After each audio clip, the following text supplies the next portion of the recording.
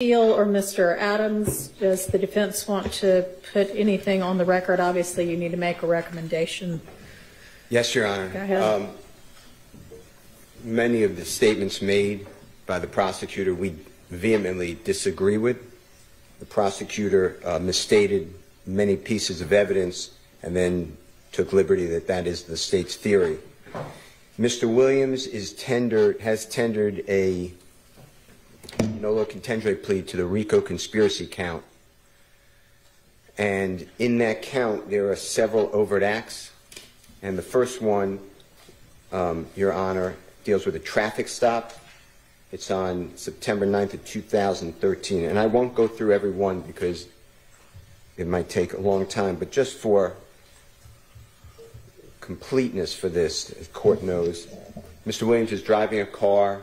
There is a dash cam video of the stop. The officer who testified at the trial 11 years later, the case was a gun was found under the passenger seat. Mr. Williams is not tied to the gun. He's not convicted of that. And the dash cam video that the officer said would have picked up sound as well as definitely video was never turned over to us, supposedly lost. Could not explain the loss. The armed robbery in another overt act of Mr. Dodson, D-O-D-S-O-N, has the following information. The state only, because we haven't called witnesses yet. So the state put up a man who said nothing except, "I don't recall." And then they put in his prior recorded jail calls. That man was taken, his name is Mr. Bean, B-E-A-N. He was taken to Grady Hospital, and he was spoken with by a detective. The state vehemently accused me of lying to the jury, that the man never went, Mr. Bean was never taken to Grady Hospital, and that somehow I planted on him to say something on a recording where he said, the reason I implicated Jeffrey Williams is because the police told me that it would be easier for me. Then I had to go through the CAD reports and show that Mr. Bean was in fact taken to Grady Hospital, and Mr. Bean on recording told Detective Quinn, who of course told the truth. Yes, when I spoke to the detective previously, I did lie. Then what the state doesn't tell the jury is that there's another man in the car. He is shot at the scene. He's arrested. He pled guilty. His name is Fred Prethro, P-R-E-T-H-O. And Mr. Prethro is in the Georgia State Prison System, easy to find. Mr. Prethro was in Grady Hospital also, unfortunately suffering from a gunshot wound. And you can hear the medical equipment behind him. And Detective Williams came in and was recording the whole conversation and said how many people were in the car. And Mr. Prethro names the people. Adrian Bean, who's the gentleman I just said, himself, and Walter Murphy. Are you sure there weren't a fourth person in the car? No, the three of us. The state doesn't call that person. The state does call Detective Williams. So I wanted to ask and inquire on that. The state, to obstruct, if that's obstruction, asked the predecessor court to prohibit me from getting into the fact of any conversation that would have impeached another witness. It's fine. Fred Prethro's on my witness list as well as the detective, and I have the recordings. In addition to that, Walter Murphy gave a statement while in the hospital, and his statement is very interesting. It's two different police reports, signed the same date, which is September 11th of 2013, and on the first 7 lines of the police report, they're identical. Then all of a sudden, when it gets to, on the right-hand police report, it says Mr. Murphy stated that there were 3 people, I believe, I have to go back, in the vehicle. On the other police report, it states Mr. Murphy stated there were 4 people.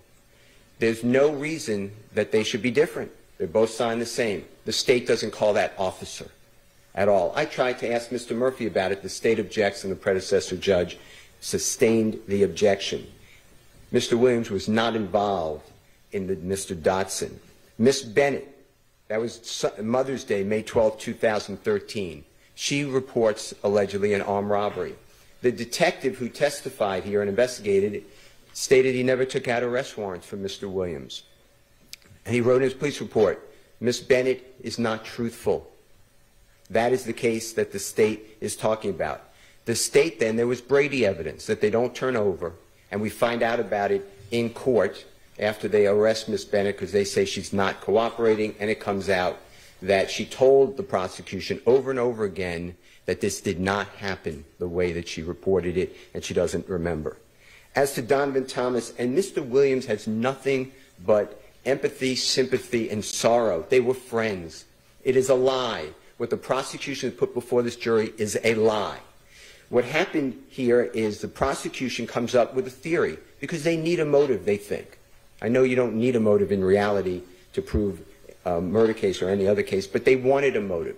So they made it where Mr. Williams and a gentleman named Rich Homie Kwan, his name is Mr. Lamar, he's a performer, and Mr. Williams and Mr. Lamar were close. There are public documents, recordings, Mr. Lamar being interviewed almost every year, and then he talks about his time with this band or group called Rich Gang, and he says every year up to this past year, he God forbid died, we can't call him as a witness, how close he is to Mr. Williams.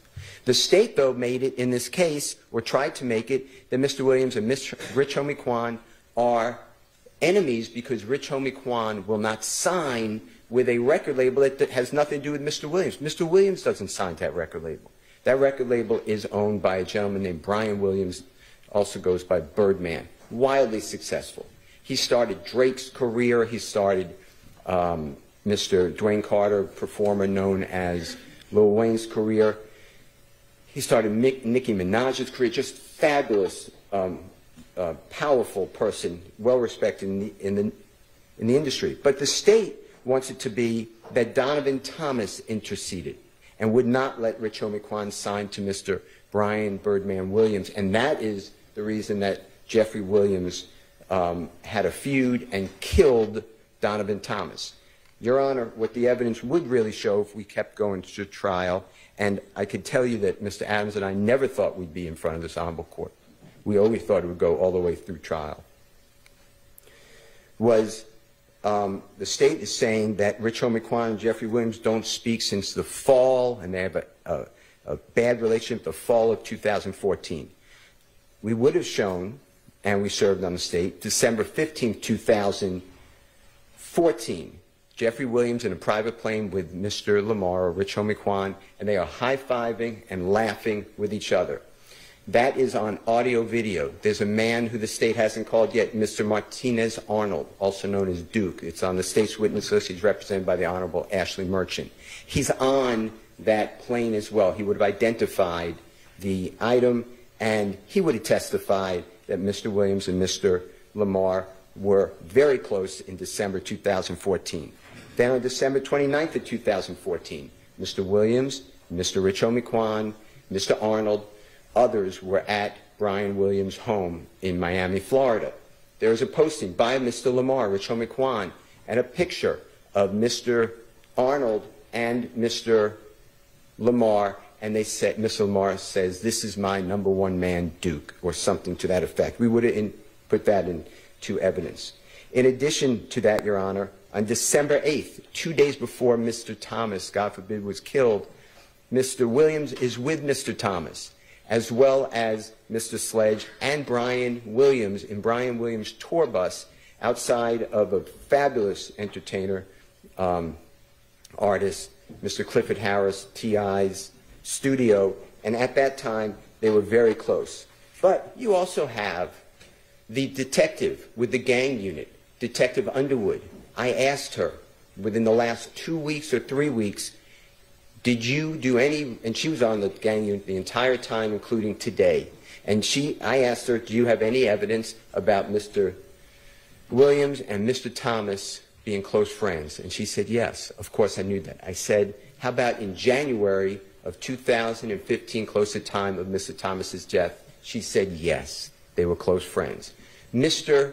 Michael Sprinkle, he's a deputy district attorney in the Fulton County DA's office. He has a recording with Mr. Treadwell. You've heard the name O.G. Bentley. And in that, They're going through the evidence. And Mr. Treadwell, it's important because he has a child, too, actually, with Mr. Thomas's sister. So he's family. And Mr. Sprinkle states this is 2018, this is after the rental car, this is after all of the interviews of Mr. Copeland, this is after the interviews of Mr. Zachary. Mr. Sprinkle's in some of those interviews with Mr. Zachary. Mr. Sprinkle on tape, on recording, states, I do not know why anybody thinks Jeffrey Williams is involved in this killing. He and Donovan Thomas were close friends. It makes no sense to anyone. And Mr. Williams was never arrested, never charged, even in this, as the court just noted, with anything to do with Donovan Thomas's, God forbid, killing. In addition to that, Donovan Thomas has a place that he used to stay with a group of people on Auburn Avenue. Jeffrey Williams performed and did a music shoot there to try to help other people who are suffering in poverty to get out and to be able to be seen and to broadcast their music. Jeffrey Williams does that for everybody because he comes, Your Honor, from the struggle of total poverty, seeing people killed. He saw his brother die right in front of him, and the law enforcement, I'm not blaming anybody, everybody's on edge. The law enforcement would not get any help for him because there are all these people around. It is just what Mr. Williams has gone through is wrong for everyone. It's not just Mr. Williams, it's that whole community, but he's trying to get people out of poverty.